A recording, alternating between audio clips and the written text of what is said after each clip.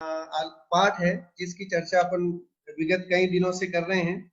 आगे आज बढ़ते हैं। पृथ्वी, हाँ यहाँ हो गया था। हाँ हाँ मैं दुष्ट अपराधी, त्रस जीवन राशि विराधी, ठावर की जतन न कीनी, उर में करुणा नहीं लीनी। यानी कि लेखक स्वयं अपने आप को कवि कहता है कि मैं दुष्ट अपराधी हूँ और त्रस जीवन राशि विराधी, और मैंने त्रस जीवों का भी विराधना की, उनकी भी मैंने जो है वो हिंसा की। 2 इंद्रिय से लेके 5 इंद्रिय तक के जीवों की हिंसा का दोष मुझे लगता रहता है। ठावर की जतन न कीनी, और ठावर का बचाने का मैंने कोई प्रयास ही नहीं किया। और उर में करुणा नहीं लीनी, और मैंने कभी भी करुणा भाव, षटकाय के जीवों के प्रति करुणा की भावना अंतर में नहीं रखी, और इसके कारण जो है वो हिंसा का दोष मुझे जो है वो लगता रहा, उसका पाप लगता रहा। तो नियम लेने से फायदा ये है कि जो है बाकी की जितने भी दोष हैं उन दोषों से हम बच जाते हैं। नियम क्यों लिए जाते हैं? तो नियम का कारण यही है, एक तो हम संयमित हो जाते हैं, दूसरा नियम लिया है तो नियम से, जितना नियम लिया है उसके बियॉन्ड बाकी के जितने जो दोष हैं उन दोषों से हमें मुक्ति मिल जाती है। इसलिए जीवन में नियम लेना बहुत जरूरी है।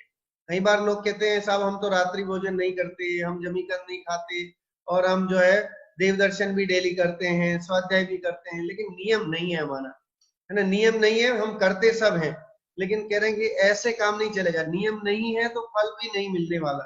तो कह रहे हैं नियम ले, और नियम लेकर के और फिर जो है उसको ये पूरी तरह से पूरी ताकत के साथ उसको निभाने की कोशिश करें, उसमें दोष नहीं लगाएं। यहाँ लिखा था मर्यादा तुम डिग लीनी, उससे पहले वाला जो पद है, मर्यादा तुम डिग लीनी, ताहू में दोष चुकीनी। कह रहे कि मैंने, हे भगवान, आपके सामने मैंने नियम तो ले लिया, लेकिन उसमें भी मैंने दोष लगाए, प्रमाद के वश जो है मैंने नियम, रात्रि भोजन का त्याग का नियम ले लिया लेकिन कर नहीं पाया।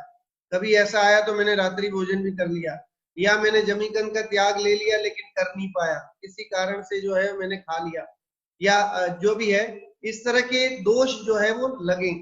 और भिन्न भिन्न अब कैसे कहिए तुम ज्ञान विशेष सब पाइए। कह रहे कि मैं अलग अलग क्या बताऊं, आप तो 3 लोग के नाथ हैं, आप सर्वज्ञ हैं, आपको तो सब कुछ पता है, आपसे कोई छुपा नहीं है ना।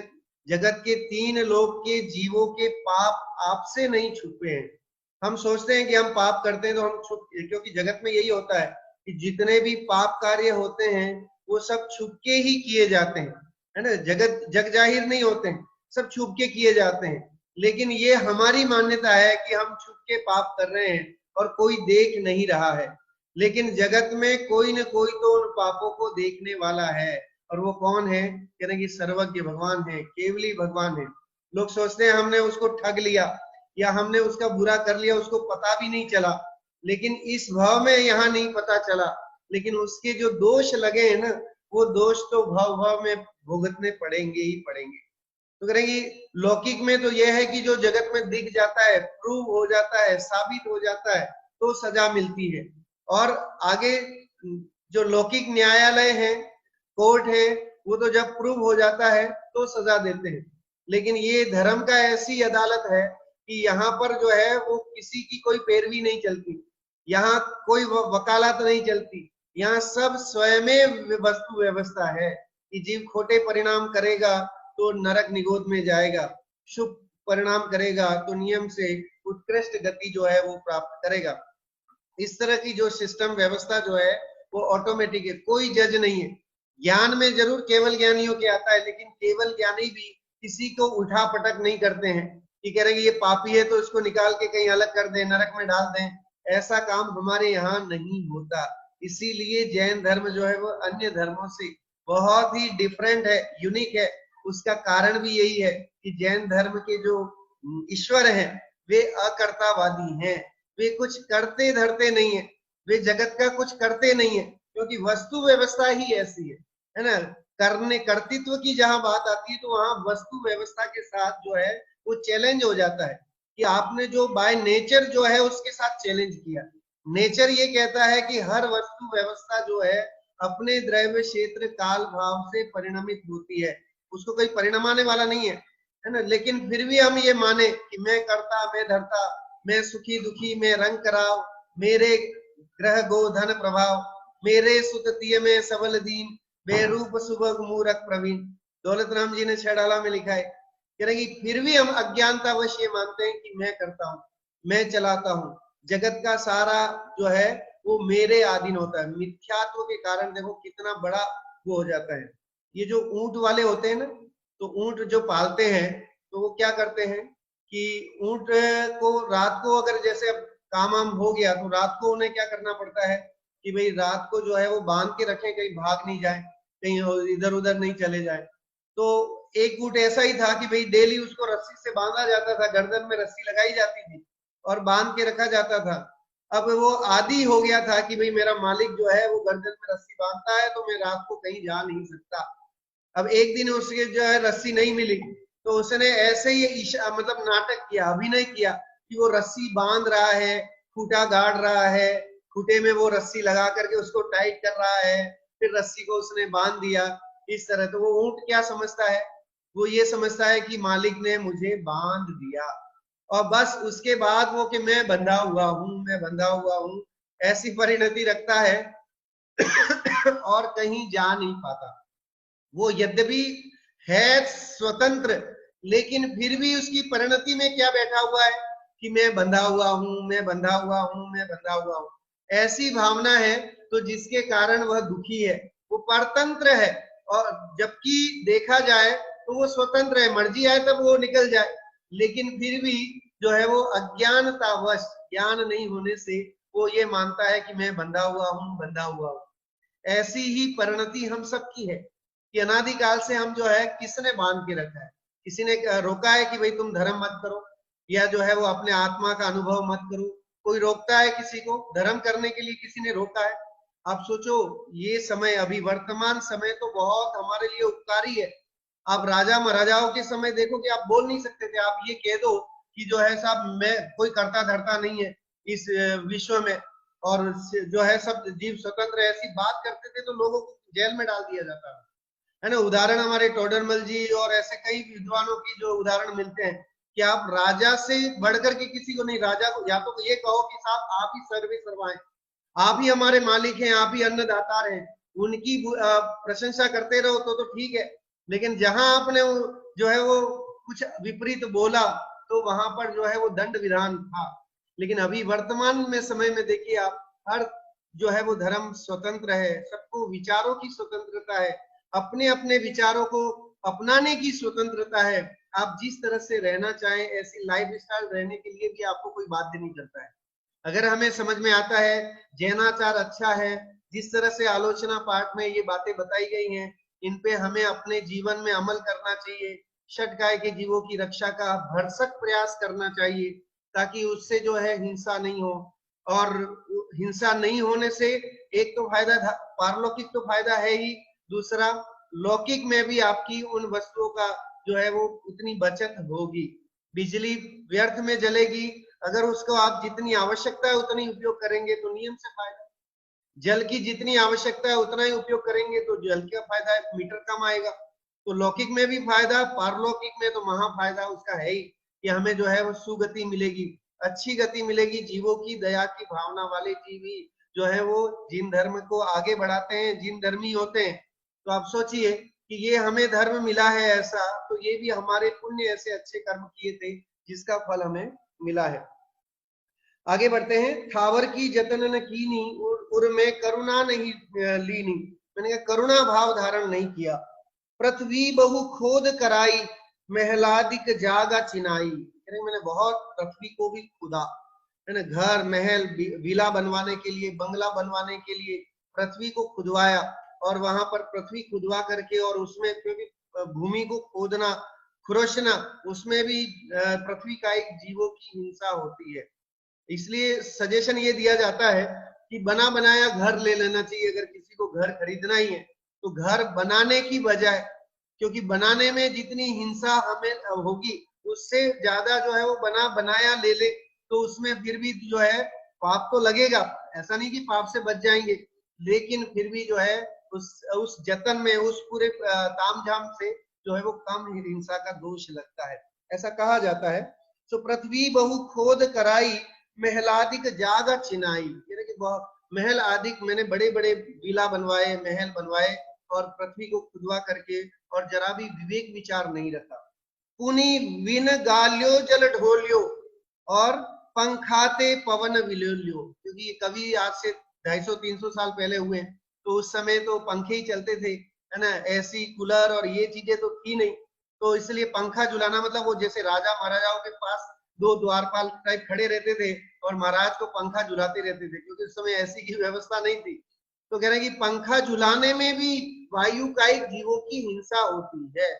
तो आप देखिए, पहले लिखा बिन बिन गालियो जल ढोलियो, बिना छना जल मैंने बहुत ढोला, बहुत मैंने व्यर्थ ही गवाया, मैंने बहुत पानी मैंने मिसयूज किया पानी का, बिना छना हुआ।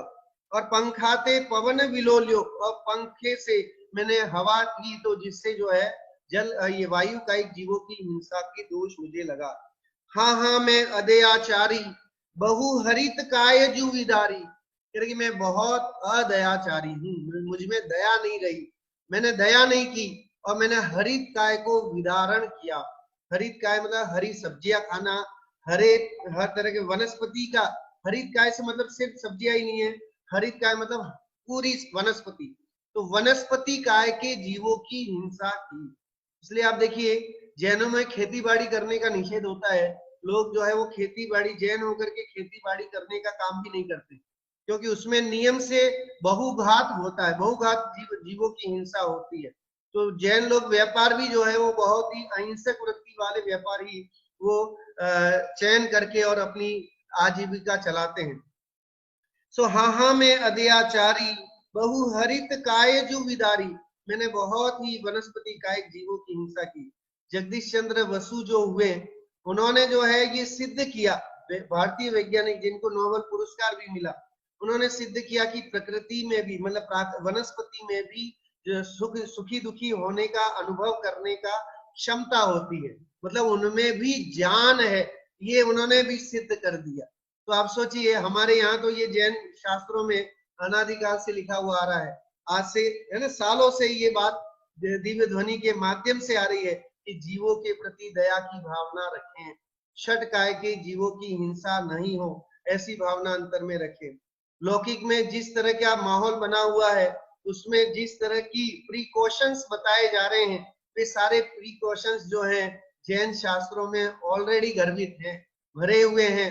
हाथ धोना, चौके की एकदम शुद्धि रखना, जूते चप्पल घर से बाहर रखना, है ना, शौच के लिए जो स्थान है, अब आजकल माहौल बदल गया है जिससे हर कमरे में जो है वो लेट बाथ अटैच वाली सिस्टम हो गया है, जो भी हमारे आचरण के विरुद्ध ही है।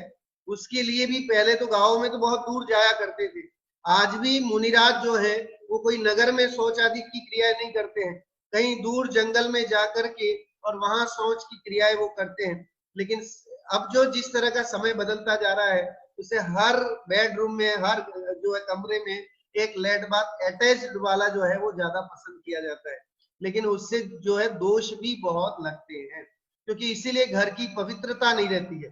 घर में पवित्रता कैसे हो जब घर के हर कमरे में लेट बाथ है, तो इसलिए जो है वो घर में प्रतिमा जी रखना या समझ लीजिए कि जिन मंदिर बनाना, इसका निषेध रहता है कि ऐसी शुद्धि घर में संभव नहीं है।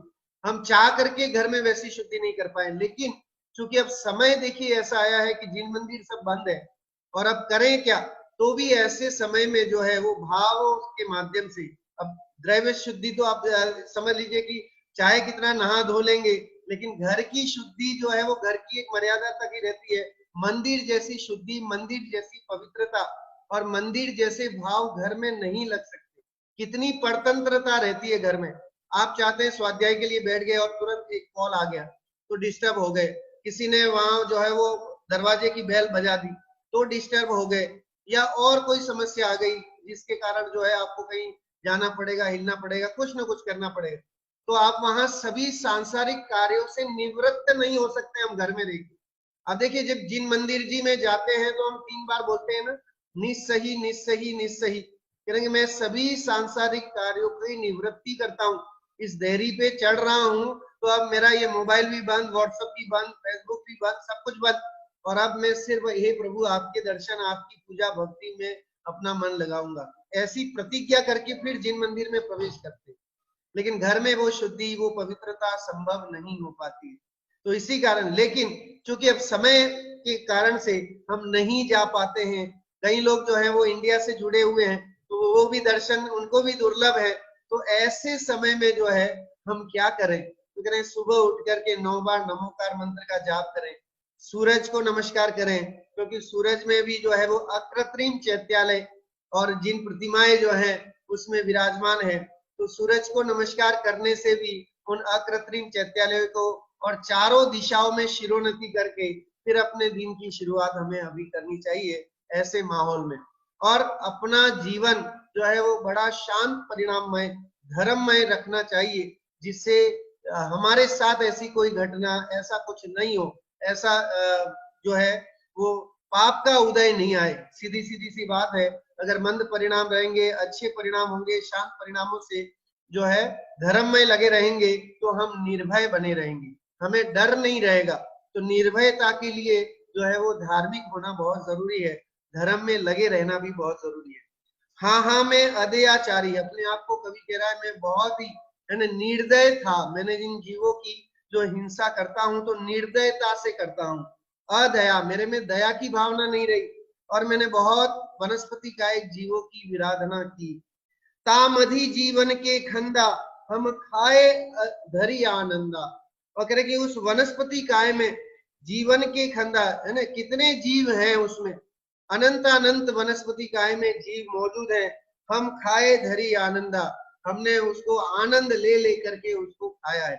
जमीकंद है तो उसका भी हमने सिर्फ टेस्ट के लिए, स्वाद के लिए, एक रसना इंद्रिय की लोलुपता के कारण से ही ये सारे काम जतन होते हैं, है ना। तो इस कारण से बड़े आनंद लेकर के हमने उसको खाया, और इसके कारण उसके दोष हमें लगते हैं। हाँ हाँ, परमाद बसाई, बिन देखे अग्नि जलाई।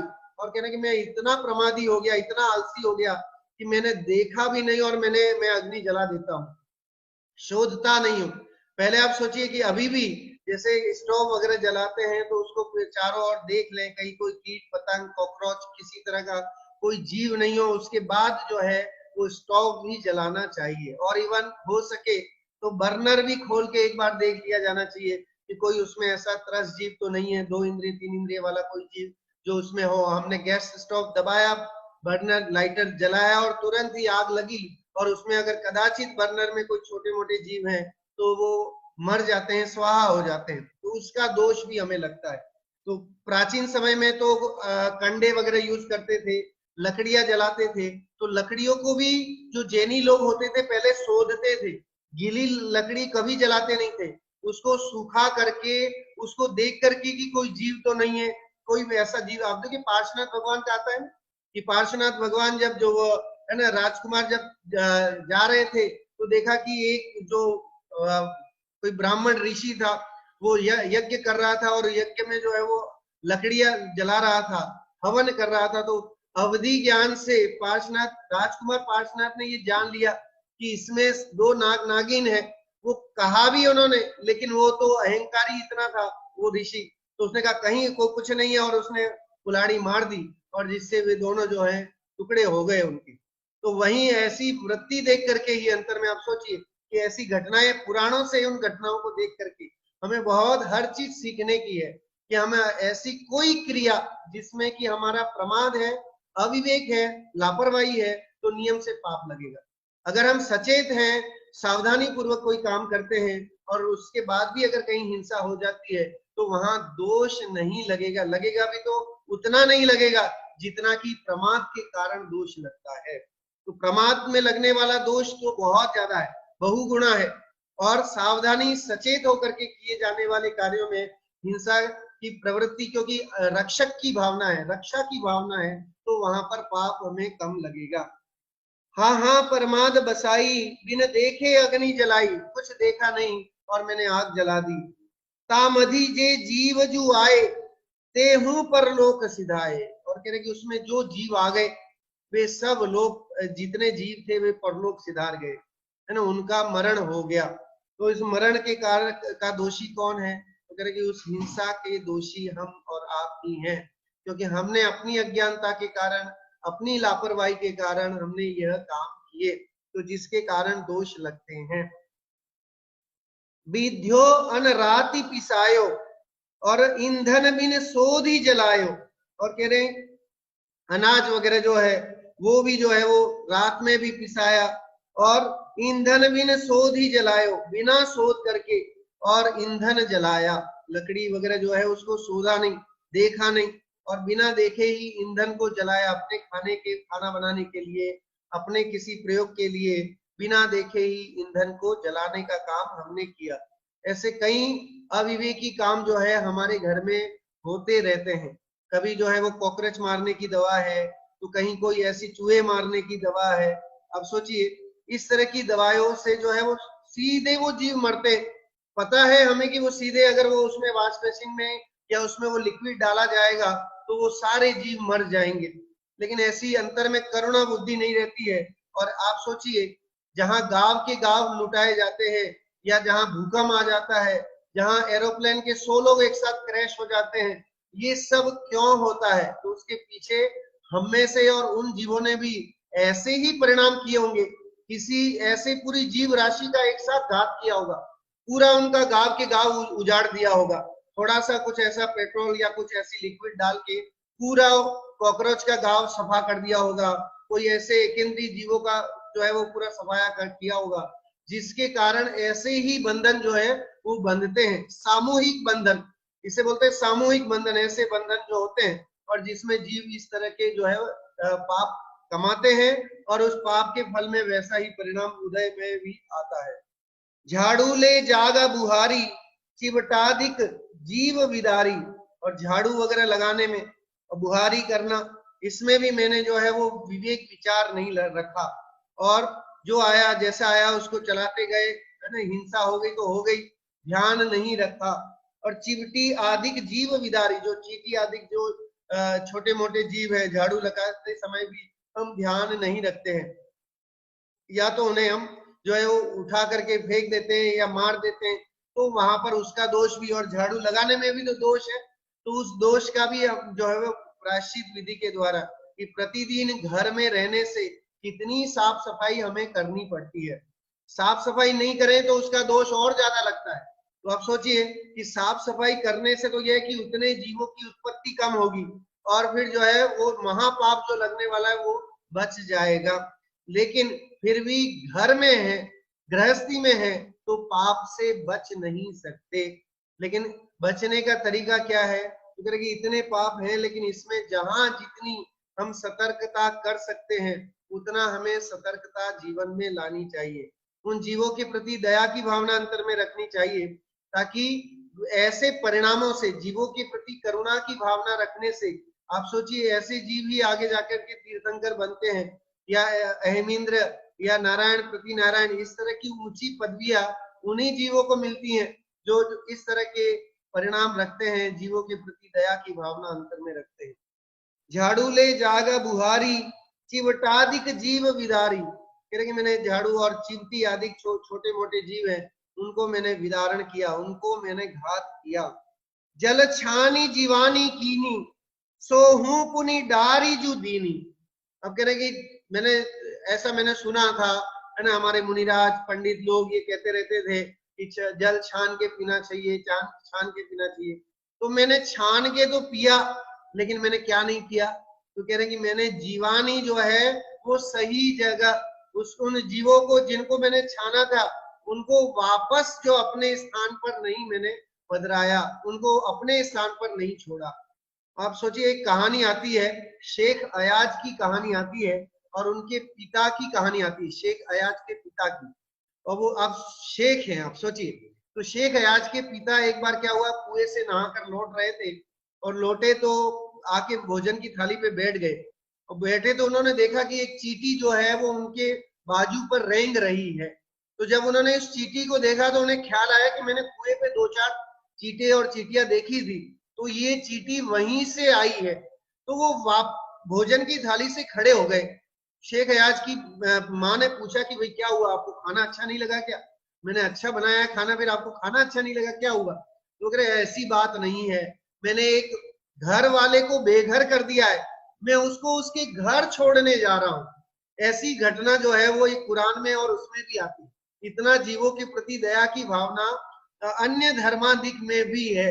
जहां हम अब सोचते हैं तो अन्य धर्मों में भी इस तरह की भावना, कि जीवों के प्रति दया की भावना अंतर में है। इस तरह से एक सुलेमान की कथा भी आती है कि सुलेमान जो है वो पशु पक्षियों की लैंग्वेज जानते थे।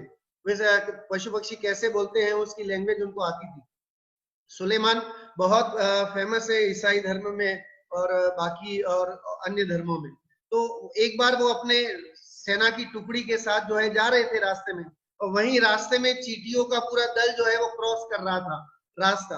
तो चींटियों के दल का जो लीडर था उसने बोला जल्दी करो नहीं तो ये फौज आ रही है और फौज हमें कुचल डालेगी और हम सबको मरना पड़ेगा।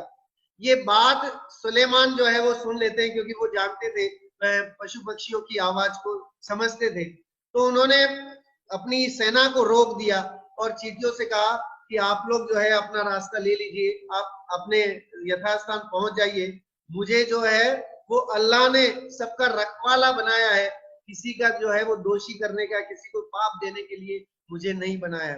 ऐसी भावना रखी तो उन चींटियों ने उसके लिए दुआ की। ऐसी वो कहानी आती है पूरी, और चींटियों ने उसको दुआ दे करके और फिर वो सुलेमान अपने रास्ते से निकले। आप सोचिए, ऐसी बातें क्या हमारे जीवन में कभी ऐसा होता है कि हम सोचें कि कोई चींटी जा रही हो तो साहब हम रुक जाए और चींटी को पहले जाने दें, उसको निकल जाने दें और फिर हम निकलने की भावना रखें। या कभी चींटी ऐसी कहीं दिख जाए तो उसको हम यथास्थान पहुंचा दें कि आखिर वो कहां से आई है, या ऐसा कुछ देख करके अरे इतना छोड़िए, वो भी नहीं तो कम से कम धूप में तो नहीं डाले, है ना। घर में से उठाया कोई भी जीव जंतु दिखा तो हम क्या करते हैं, फेंक देते हैं बाहर, या कुछ इस तरह से वो करते हैं, तो वो भी पाप का कारण है। उसको यथास्थान कहीं ऐसी छाव में रखें कि ताकि उसका जीवन बना रहे, है ना। हमने निर्दयता से उसको कहीं भी फेंक दिया तो उसका दोष तो लगे बिना रहेगा नहीं। इसके लिए कोई अदालत नहीं है, सजा देने वाली कोई नहीं, कोई गिरफ्तार करने नहीं आएगा। सीधे गिरफ्तारी होगी और नरक और निगोद में जाने का रास्ता है कि हिंसा करेंगे तो नियम से दुखी होंगे। सो जल छानी जीवानी कीनी, है ना। जीवानी करना मतलब जीवों की रक्षा करना। जल छानते हैं तो कैसे छानते हैं, तो कह रहे कपड़ा भी इतना मोटा होना चाहिए कि आप सूरज पर ऐसे, सूरज की किरणों के सामने ऐसे लेके खड़े हो जाए तो किरणें आर पार नहीं हो। इतना बड़ा कपड़ा होना चाहिए जो आपके छानने में काम आए। फिर उसमें छना हुआ जल जो आपने छान लिया है, उस जल को लेने के बाद, अब चूंकि जो जीव आपने अनछने पानी को डाला तो कपड़े के एक साइड में अनछने जीव रह गए ना, तो वो अनछने जीवों का क्या किया जाए, कि हाथ से मसल दिया जाए, निचोड़ दिया जाए, क्या किया जाए, तो कह रहे उसको जो छना जल आपने लिया है उससे उसको वापस पधराना, उसको यथास्थान उन जीवों को अपनी जगह पहुंचाना, जल का एक जीवों को उसी के अंतर में वापस पहुंचा देना, तो वहां पर जीवों की हिंसा नहीं होगी। लेकिन हम आजकल जो है वो सिस्टम ऐसा चला है कि थैली लगा देते हैं, या प्लास्टिक की या नायलॉन की थैलियां आने लगी है, जो थैलियां जिनमें ये जिस तरह का शास्त्रों में बताया है, रत्नाकरण शावकाचार या शावकाचार जी ग्रंथों में जिस तरह बताया है छानने की, पानी छानने की विधि, उस हिसाब से तो कोई करता ही नहीं है। और वो या तो थैली लगा ली तो लगी हुई है, सब हमारा धर्म हो गया, और उस थैली को जो है वो फिर वो खोल के नहीं देखते, महीनों तक वो थैली वैसी ही लगी रहती है। अगर कदाचित लगे किसी के घर में तो उसका तरीका ये है कि अगर हमें जब यूज करना है, अगर विवेक है तो, अगर हमें वाकई अहिंसा धर्म की पालना करनी है तो, है ना, अंदर में जीवों के प्रति दया की भावना है तो हमें करना ये चाहिए। अगर नल में, टैप में अगर आपको समझ लीजिए थैली लगानी ही है, जब आवश्यकता है तुरंत थैली लगाइए, और उसी समय जो जो छान लिया उस पानी से उस जीवानी को करके, जितना संभव हो सके उतना करके, और फिर उस थैली को कहीं ऐसी सूखने की जगह पे रख दीजिए। फिर जब जरूरत हो तो उसको अपना उपयोग करें। और खासकर तरीका यह है कि अगर जैसे नहाने का या जो भी आपका पानी की आपको आवश्यकता है, उतना पानी आप एक बार में छान करके, भर करके, स्टोर करके रख लें और अपना उसका उपयोग उतने में कर लें, और ताकि वो अंतर मुरत तक जो है उसका उपयोग, सदुपयोग आपका उस पानी से हो जाए। जितनी हम कोशिश तो कर सकते हैं भी, हम चाहें तो हम जीवों की रक्षा करने की कोशिश करें तो जीवों की रक्षा हो सकती है। इनके प्रति दया की भावना अंतर में जो है वो आनी चाहिए। अब सोचिए, इसी तरह की एक घटना और उसी स्टोरी में आई थी कि लेखक की जो माँ थी वो जो है वो शाम के समय पेड़ों से पत्ती तोड़ने से मना करती थी कि शाम के समय पेड़ों से पत्ते मत तोड़ो। हालांकि अपने यहाँ तो ये कहा जाता है कि कभी भी मत तोड़ो, जब आवश्यकता नहीं है तो वनस्पति को तोड़ना मतलब जीवों की हिंसा करना है। आपकी उंगली कोई तोड़ दे तो जैसे हमें है ना, उनमें भी तो जान है, वो भी तो उतना ही है, उनका वो अंग है, उपांग है, तो उनके वनस्पति का पेड़ काटना भी आप सोचिए। आज दुनिया में जो है वो पेड़ काटने को लेकर के कितने नियम कानून कायदे बन गए हैं, लेकिन ये चीजें हमारे यहाँ पर अनादिकाल से चली आ रही हैं। कह रहे कि जीवों के प्रति दया की भावना, वनस्पति के प्रति दया की भावना, उनको काटेंगे तो नियम से मनुष्य का नुकसान ही होना है। और ये चीजें हमें अब दिखने में आती हैं वर्तमान में, चाहे जितना पोल्यूशन बढ़ रहा है, जितने ये विपदाएं आ रही हैं, उन विपदाओं के पीछे हमारी हिंसात्मक प्रवृत्ति ही तो दिखती है, और कोई कारण नहीं है। मनुष्य ने जिस तरह की हिंसात्मक प्रवृत्तियों को अपनाया है, जिसके कारण ही ये ऐसी महामारियां फैलती हैं। मांस खाने के फल में ही ऐसी महामारी फैली है, शाकाहारियों के साथ कभी ऐसा काम नहीं हुआ है, आप सोचिए। तो इसलिए जीवन में शाकाहार बहुत ही उत्तम आहार कहा गया है। आप सोचिए, शाकाहार ही धार्मिक वृत्ति को बढ़ाता है, व्यक्ति को धार्मिक बनाता है ना। भाव आपके शांत रूप परिणाम शाकाहारी भोजन करने से ही संभव है। मांसाहारी करने वाले नियम से जो है कोई उनके परिणाम भी इसी तरह के रहते हैं, हिंसात्मक परिणाम रहते हैं। और जगत में जो भी पाप तो वो कमा ही रहे हैं, क्योंकि अनंत जीवों की हिंसा का दोष जो है वो लगता है। और वर्तमान में हम देख रहे हैं जिस तरह का माहौल बना है, उसके पीछे मनुष्यों की जीवा की लोलुपता ही कारण है। चलिए, सो जल छानी जीवानी कीनी, सो हूं पुनि डारी जु दीनी। यानी उसको मैंने वैसे ही डाल दिया, छान तो लिया जल, लेकिन फिर जो है उसकी जीवानी नहीं की, और वैसे ही मैंने पानी उसको दे दिया। फिर नहीं जल थानक पहुंचाई, यानी मैंने उस जल को, उन जलकाई जीवों को उसकी स्थान पर नहीं पहुंचाया, जहां जाना चाहिए था वहां तक मैंने नहीं पहुंचाया। क्रिया बिन पाप उपाई, मैंने सही क्रिया नहीं की, सही काम नहीं किया तो मैंने पाप कमाया। अब सोचिए, इसलिए जैनी है तो नियम है कि पहला नियम तो यही ले कि छान करके जल पिएंगे अपने पीने के लिए। आज दुनिया कह रही है, आज वैज्ञानिक कह रहे हैं, आज डॉक्टर कह रहे हैं, आज हर व्यक्ति कह रहा है कि पानी जो है वो एकदम स्वच्छ होना चाहिए। अपने यहाँ कहा जाता था बॉइल्ड करके कुनकुना पानी पीना चाहिए। अब आज दुनिया कह रही है कि भाई अगर कोरोना से बचना है और किसी महामारियों से बचना है तो आप कुनकुना पानी पीजिए, लौंग डाल करके पीजिए, कुछ ऐसी जो है वो मिनरल्स वगैरह डाल के, हर्बल्स डाल के, और फिर उस पानी का उपयोग और उसका सेवन कीजिए। ऐसी बातें अब आ रही हैं, लेकिन ये तो हमारे शास्त्रों में तो सदियों से गर्भित है, लिखी हुई है।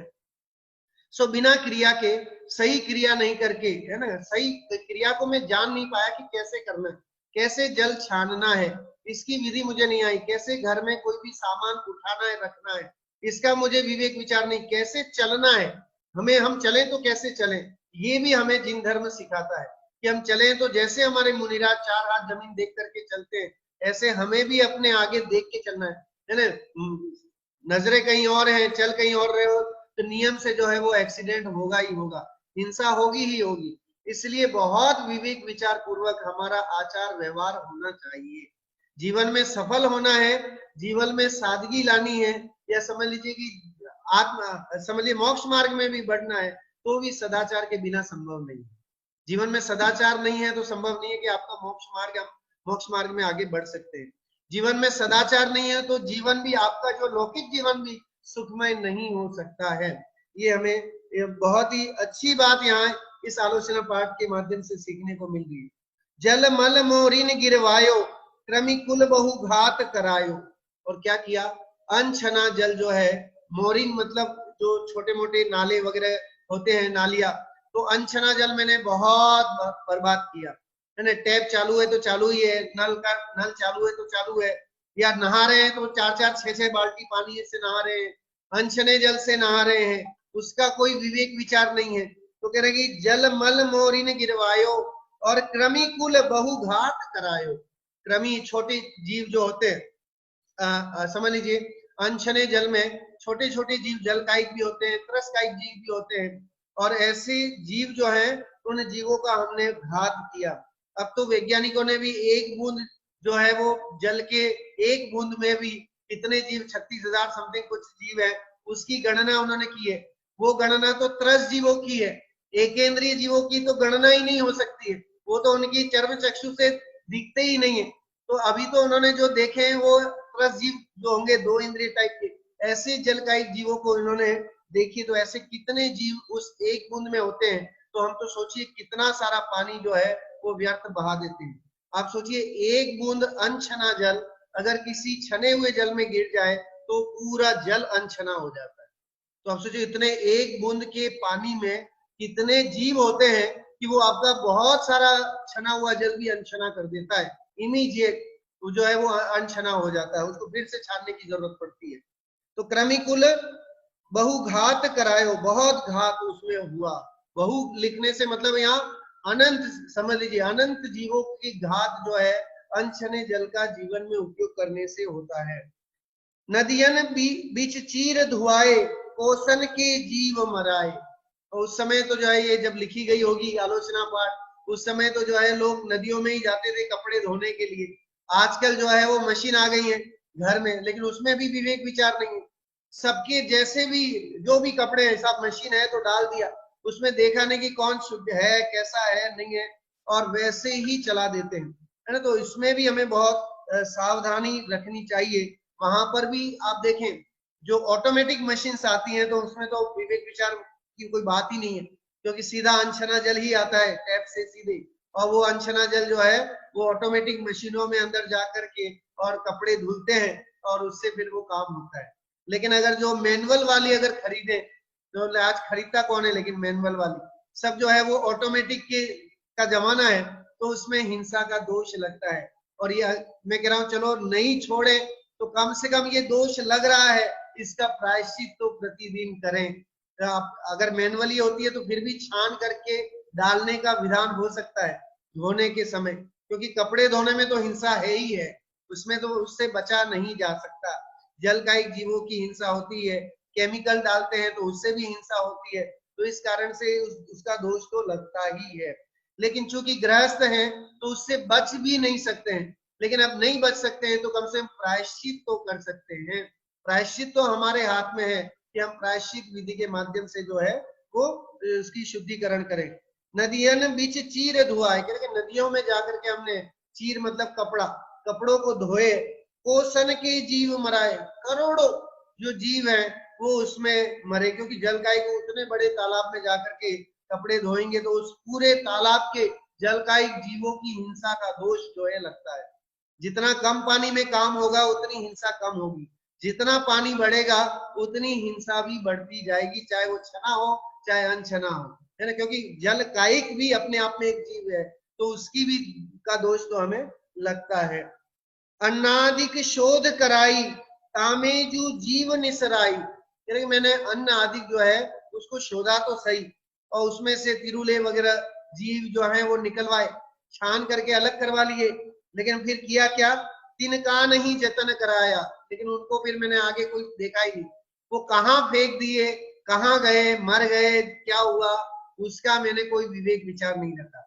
मैंने इतना काम तो किया कि मैंने अपने अनाज को शोध कराया, उसका मैंने जो है साफ सुथरा करवा लिया, उसमें से जीव राशि निकलवा दी, लेकिन उन जीव राशि को कहाँ यथास्थान पहुंचाना चाहिए वहां मैंने उसको नहीं पहुंचाया।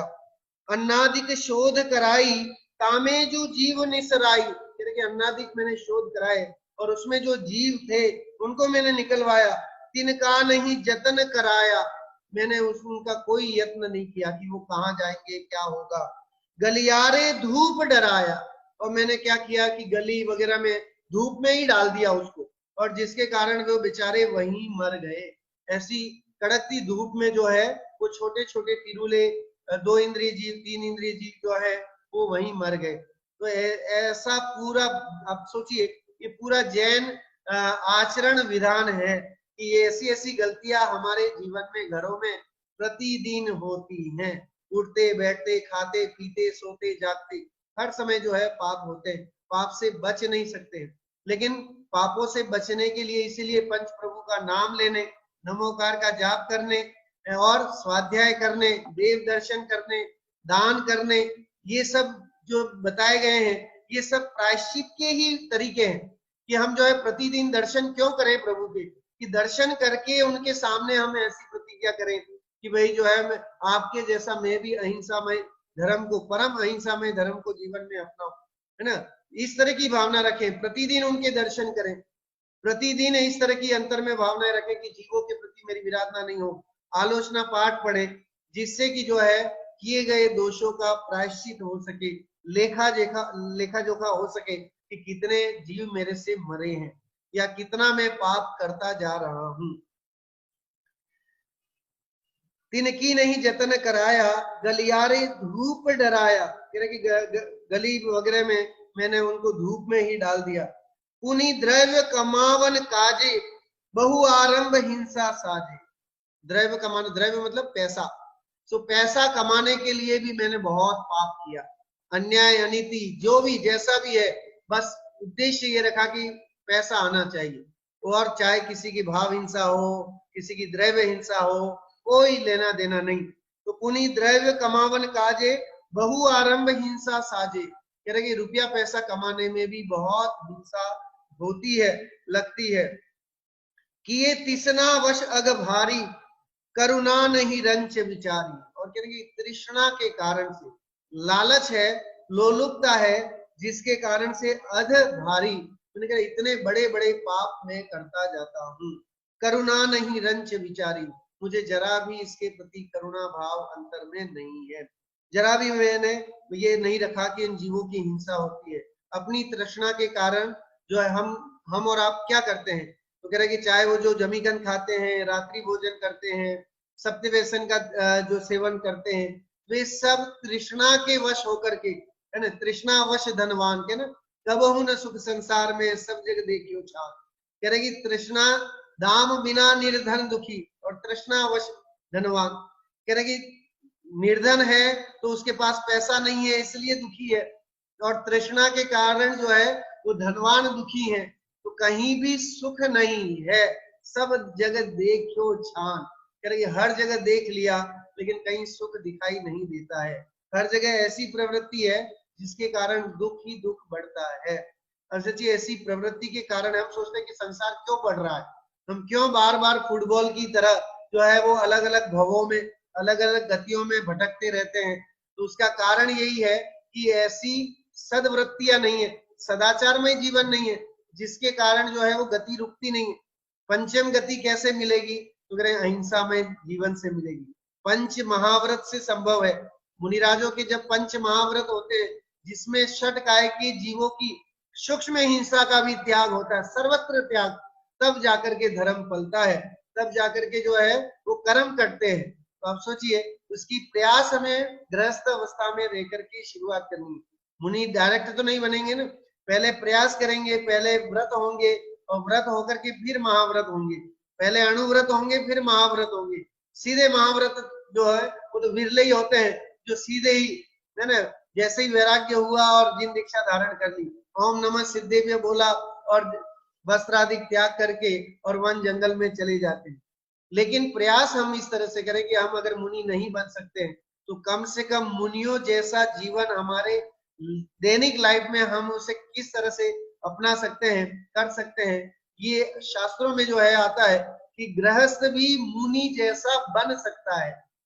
कैसे बन सकता है, कह रहे कि सिर्फ वस्त्र का त्याग नहीं कर पाता है, लेकिन जो सामायिक आलोचना पाठ बड़े शांत भाव से, बड़ी एकाग्र चित्तता से करता है, आत्मलीनता को बढ़ाता है, तो सिर्फ फर्क इतना रह जाता है कि बाह्य में परिग्रह छूटना बाकी रहता है।